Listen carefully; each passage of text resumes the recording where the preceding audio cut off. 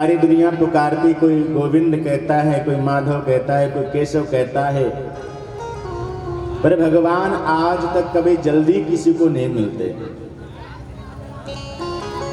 मां सुनीति ने कहा, बेटा ध्रुव, जिस प्रकार से लकड़ी में अग्नि विद्यमान रहती है, लेकिन वह अग्नि दिखाई नहीं देती, लेकिन लकड़ी को जब लकड़ी के द्वारा घर्षण किया जाता है, रगड़ा जाता है, तो लकड़ी में विद्यमान अग्नि प्रकट हो जाती है।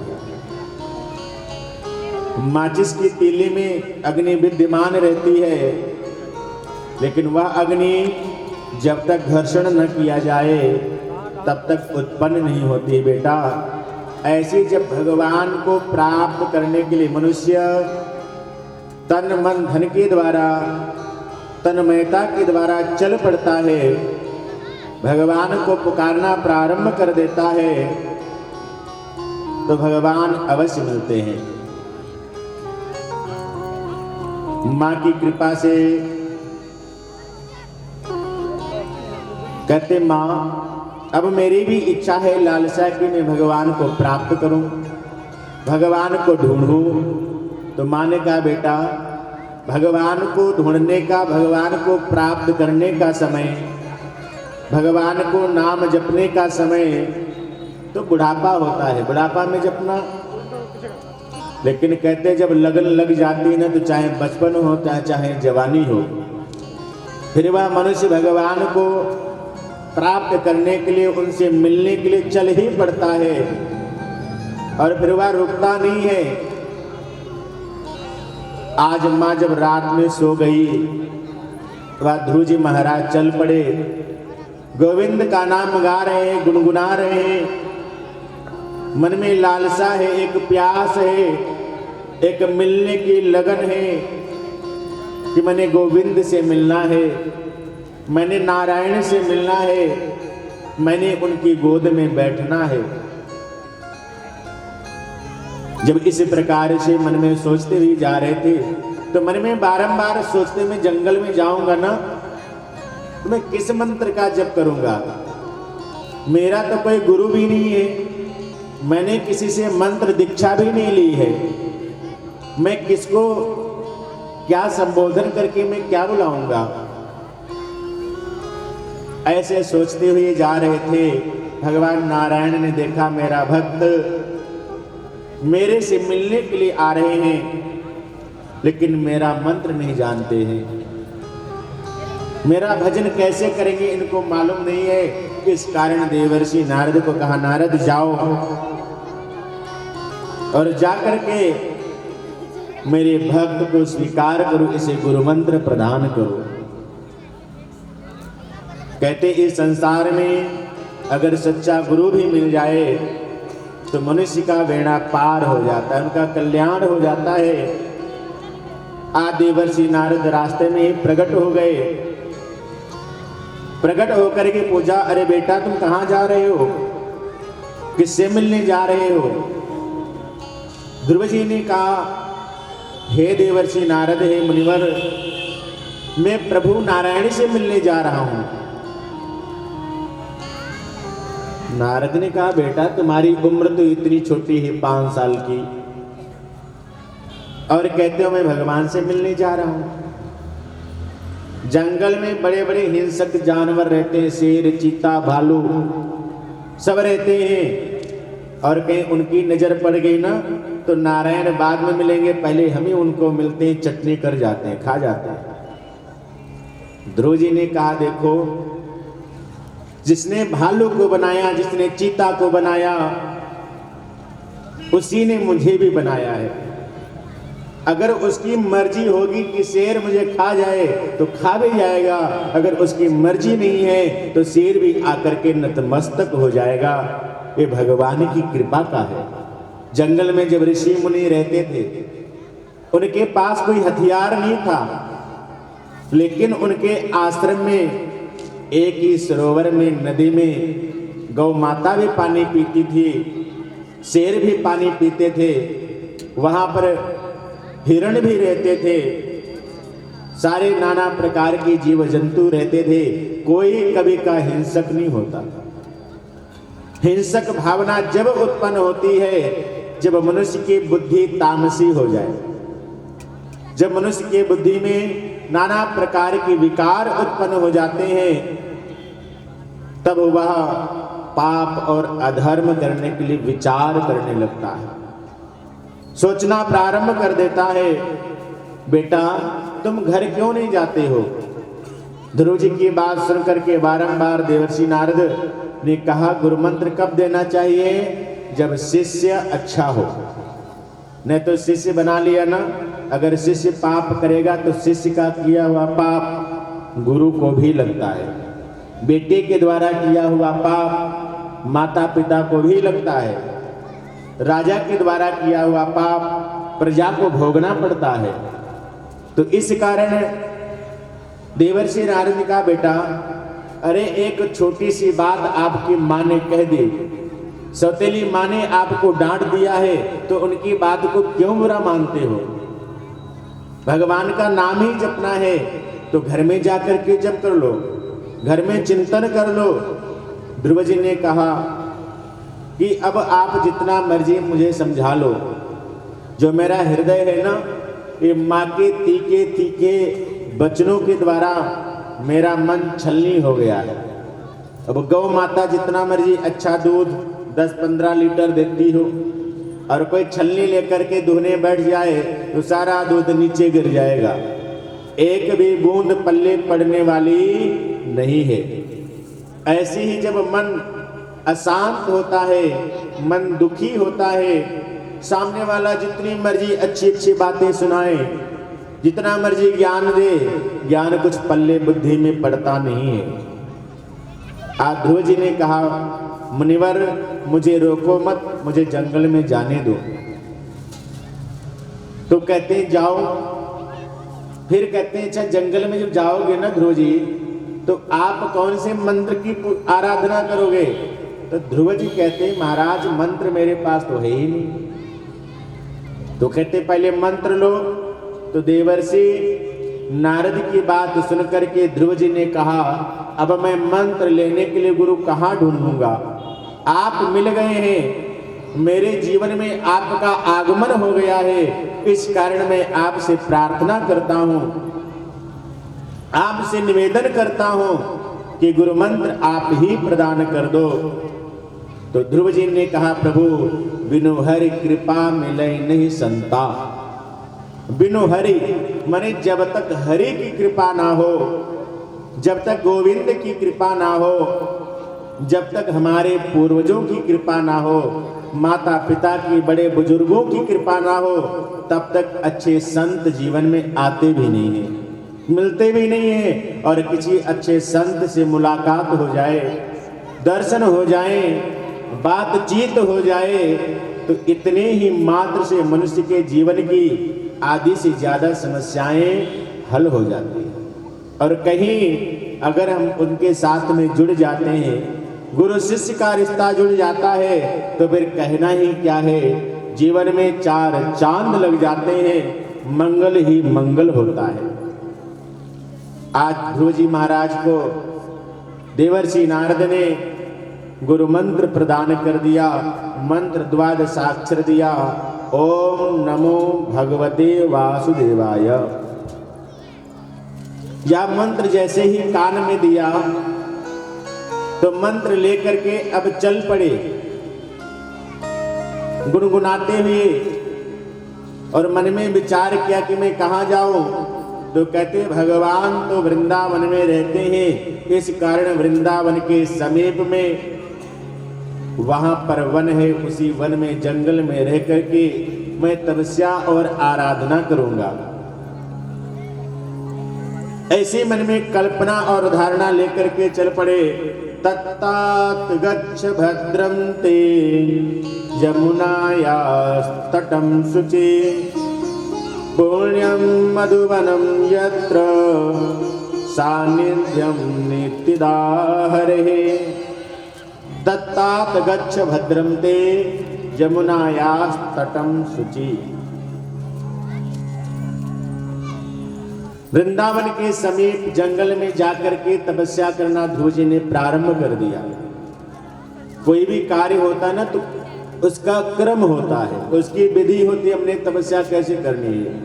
कई बार देखने को भी आता है, भागवत में सुन लिया या किसी से सुन लिया कि भाई व्रत रहना चाहिए, तो नवरात्र आए 9 दिन का व्रत रहना प्रारंभ कर दिया। रोज तो दिन में हम 3 बार 4 बार भोजन करते थे, लेकिन कथा सुन करके मन में वैराग्य उत्पन्न हो गया। अब तो भोजन भी छोड़ देना है। क्या करना है? 9 दिन तक फिर थोड़ा सा फलाहार करके फल फ्रूट दूध के सहारे मैंने व्रत करना है। लेकिन ध्यान में रखना, अगर आदत नहीं है तो 1 दिन व्रत रहोगे, 2 दिन रहोगे, तीसरे दिन बुखार आ जाएगा। क्यों? पहले 1 दिन का व्रत रहो। एकादशी महीने में 2 आती है, कभी 1 दिन का तो व्रत रखा नहीं और 9 दिन व्रत रखने के लिए तैयार हो गए। तो एक क्रम होता है। तो ध्रुव जी ने क्या किया? सबसे पहले फल खा करके तपस्या करना प्रारंभ कर दी। जब 6 महीने तक फल खा करके तपस्या करने की आदत पड़ गई तो अब फल भी खाना बंद कर दिया। महाराज श्री जी यहाँ पर पधारे हैं। श्रीमद् भागवत महापुराण मंच की तरफ से, विश्व हिंदू परिषद की तरफ से मंच के ऊपर उनका सादर स्वागत है। आइए विराजमान होइए। जब ध्रुव जी ने फल के बाद में मन में विचार किया अब क्या करूं, तो पत्ते तोड़ करके खाना प्रारंभ कर दिया। कुछ समय तक पत्ते खा खा करके भगवान की तपस्या की, आराधना की और थोड़े दिन के बाद में पत्ते भी खाना बंद कर दिया। अब जल पी करके रहते हैं। जब देखा कि जल पी करके मैं रह सकता हूं तो अब 1 दिन में सिर्फ 1 बार जल पीते हैं। धीरे धीरे 1 घूंट कर दिया और फिर जल पीना भी बंद कर दिया। सिर्फ श्वास के सहारे भगवान की तपस्या करते हैं। लेकिन भगवान अभी तक मिले नहीं, भगवान अभी तक आए नहीं हैं। ध्रुव जी ने कहा, गोविंद अगर आप आओगे नहीं, मुझे दर्शन नहीं दोगे तो आज के बाद मैं श्वास ही नहीं लूंगा, श्वास लेना ही बंद कर दूंगा। ध्रुव जी ने प्राणायाम लिया और प्राणायाम के द्वारा श्वास को अंदर रंध्र में चढ़ा करके तपस्या करना प्रारंभ कर दिया, आराधना करना प्रारंभ कर दिया। अब पूरे तीनों लोकों की हवा चलना बंद हो गई, क्योंकि भगवान के जो भक्त हैं ना, ये बड़े करिश्मा करने वाले भी होते हैं। सारे देवता घबरा गए, ऋषि मुनि घबरा गए, श्वास लेना बंद हो गया। सब लोगों ने भगवान से प्रार्थना की, गोविंद अरे अब तो अपने भक्त ध्रुव जी को दर्शन दे दो। अगर अभी भी दर्शन नहीं दोगे तो कब दर्शन दोगे, क्या होगा? तो आज ध्रुव जी को दर्शन देने के लिए भगवान आए। भगवान कहते हैं, बेटा भक्त अपनी आंखें खोलो, मैं सामने खड़ा हूं। ध्रुव जी महाराज ध्यान में इतने मग्न हैं, वो अपनी आंखें खोल नहीं रहे। भगवान ने देखा कि विडंबना क्या है, तो कहते जिस रूप में मैं बाहर खड़ा हूं उसी रूप का वो अंदर दर्शन कर रहे हैं। तो अंदर विराजमान अपनी सांवरी सूरत को अपनी योग माया के द्वारा खींच लिया। तो जैसे हृदय मंदिर से भगवान गाए हुए ध्रुव जी छटपटाने लगे। जैसे जल के बिना मछली नहीं रह सकती, क्योंकि मछली का जीवन सिर्फ जल है, ऐसे भक्तों का जीवन सिर्फ परमपिता परमेश्वर होते हैं। आंखें खोल करके देखा तो सामने भगवान खड़े हैं। भगवान को देख करके खड़े हो गए, लेकिन मन में विचार करने लगे, मैंने अपनी माँ से और गुरु जी से सब कुछ पूछा, मंत्र भी पूछ लिया, मंत्र का जप कैसे करना ये भी पूछ लिया, लेकिन मेरे प्यारे लाडले भक्तों, ध्रुव जी कहते मैंने एक बात नहीं पूछी। एक बात पूछना मैं भूल गया था कि जब भगवान मिलेंगे तो मैं क्या करूंगा। उनकी प्रार्थना कैसे करनी है, उनका स्वागत कैसे करना है। अब ध्रुव जी महाराज अपने हाथ जोड़ करके ऐसा सोच रहे थे, तब तक भगवान ने उनकी मन की बात जान करके कानों में अपना शंख स्पर्श करा दिया। मूकं करोति वाचालं पंगुं लंघयते गिरं यत्कृपा परमं वन्दे परमानंद माधवम। मूकं करोति वाचालम, अगर कोई बौरा भी है, गूंगा है, बोलना नहीं आता, अगर भगवान की कृपा हो जाए तो वह भी बोलना प्रारंभ कर देता है। कोई लंगड़ा है जिसे चलना नहीं आता, जिसके पैर नहीं है, और भगवान गोविंद की कृपा हो जाए तो अनायास ही बड़े बड़े पहाड़ों को पार करके चला जाता है।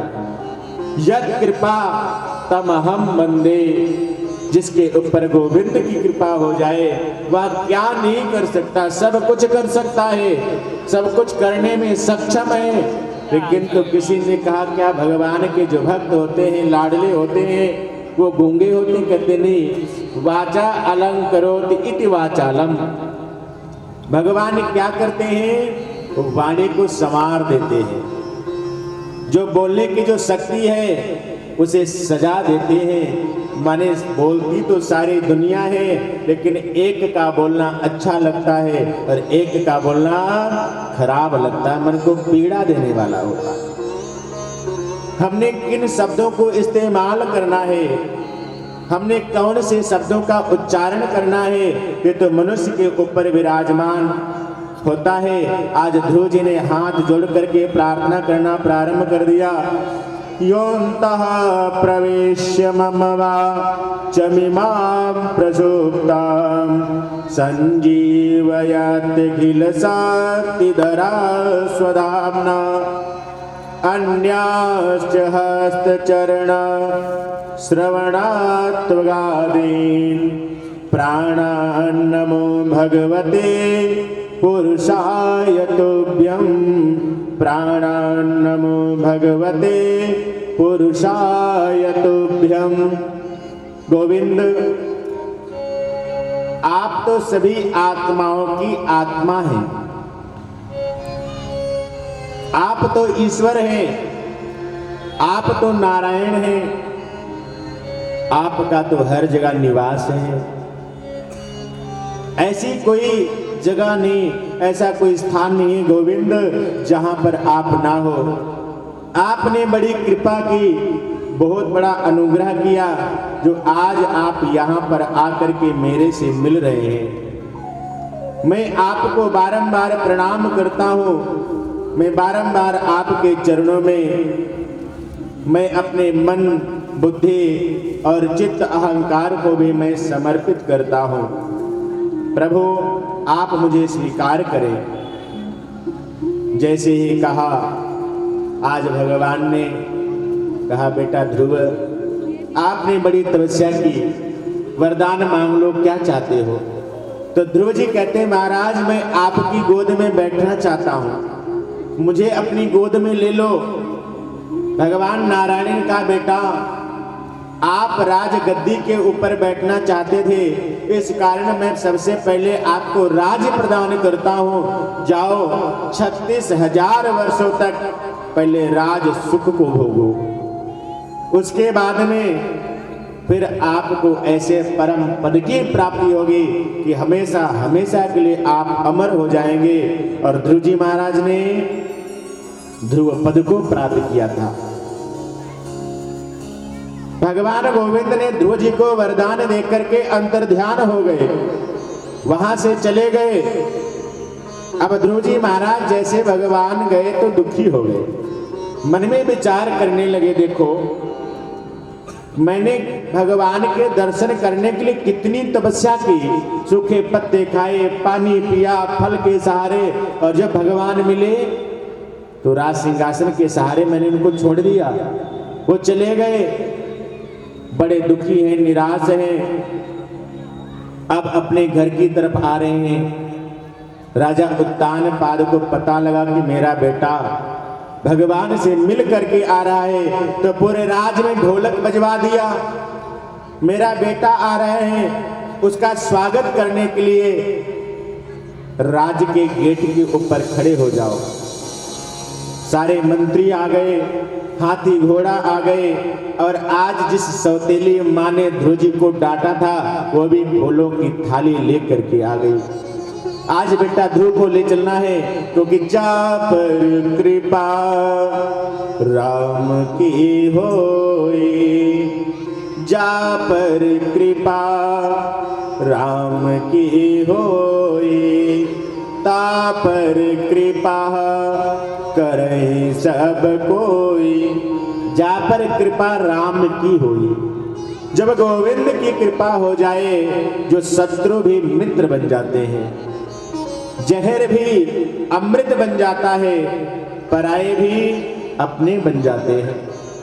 लेकिन जब भगवान की कृपा हट जाती है, गोविंद की कृपा हट जाती है, तो अपने ही पराये हो जाते हैं, अमृत भी जहर हो जाता है और मित्र भी शत्रु बन जाते हैं। आज उत्तानपाद ने ध्रुव जी को हाथी के ऊपर बैठाल करके गाजे बाजे के साथ में लेकर के गए और राज सिंहासन के ऊपर बैठाल दिया। बेटा, आज से इस राज्य के राजा आप हैं और मुझे अनुमति दो, मैं भी जंगल में जाना चाहता हूँ।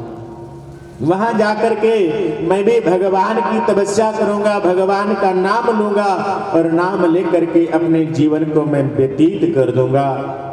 आज राजा उत्तानपाद, सुरुचि और सुनीति सब चले गए जंगल में, भगवान की तपस्या करने लगे।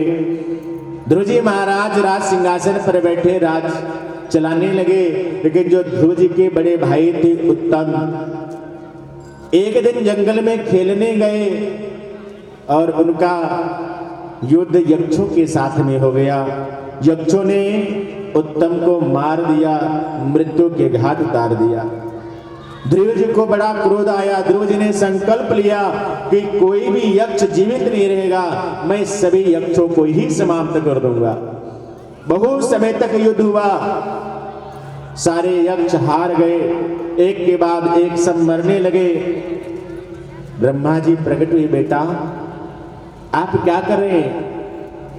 जो महापुरुष लोग होते हैं कभी भी इस संसार में अपराधियों को सिर्फ दंड देते हैं, उनके साथ में जो रहते हैं उनको नहीं देते। अपराध एक ने किया है और दंड सभी को मिले, तो जिसने अपराध किया उसको दंड देते। इस निष्पराध यक्षों को जिसने कोई